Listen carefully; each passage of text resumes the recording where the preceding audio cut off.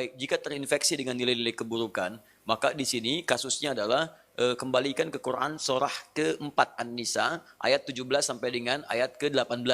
Itu yang dikenal dengan taubat namanya.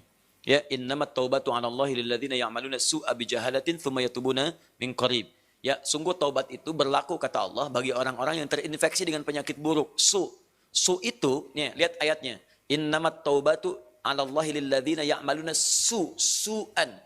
Taubat itu dilakukan orang yang terinfeksi dengan keburukan. Su itu pekerjaan nafsu.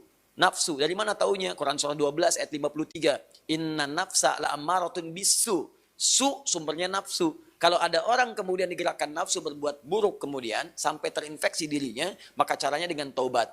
Apa itu taubat? Taubat itu artinya kembali kepada nilai-nilai kebaikan dengan cara meninggalkan perilaku buruk yang dikerjakan. Misal, fujur tadi bisa terespon dengan perilaku maksiat. Maksiat lewat mata nonton tayangan-tayangan yang tidak baik. Saya punya kawan, dia alumni dari Kanada, di neuroscientific, di jurusan untuk saraf. Ya. Itu kita diskusi. Ternyata selain narkoba sekarang ini, yang paling bahaya itu pornografi.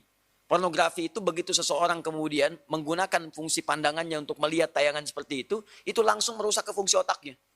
Dia masuk tuh. Menginfeksi, kadang-kadang candunya lebih besar daripada narkoba. Makanya orang kalau nggak pernah lihat, tiba-tiba melihat itu bayangannya tuh lama. Di bagian otaknya tuh. Kadang-kadang penasaran. Padahal udah dipalingin kan, tadi apa sih, apa benar, salah gitu kan. Nah itu bisa demikian tuh. Itu yang paling dahsyat. Nah kalau kemudian Anda ingin menghilangkan itu, dan perilakunya diburuk nantinya. Ke pola hidup, ke tubuh, ke macam-macam. Anda paham sendirilah gitu kan. Nah, maka apa yang kemudian mesti dilakukan? Tinggalkan itu. Tinggalkan, jauhi, taubat. Akui salah, sesali itu, kemudian tinggalkan, dan cara meninggalkannya ganti dengan yang lebih baik. Pandang yang baik-baik, latihannya begitu. Lihat yang baik-baik ya. Awas, kalau orang terbiasa melihat yang halal, maka yang haram akan alergi. Sama dengan pasangan kehidupan di keluarga. Kalau sering melihat yang halal, pada yang haram itu nggak akan ada ketertarikan berlebihan, nggak ada. Ya, tapi kalau sering melihat yang haram, istri orang itu kan bukan mahram antum. Kalau ngelihat istri orang keseringan, ngelihat istri sendiri jadi nggak enak. Ibu juga sama gitu. Kalau ngelihat suami orang itu keseringan, lihat suami sendiri itu udah hambar.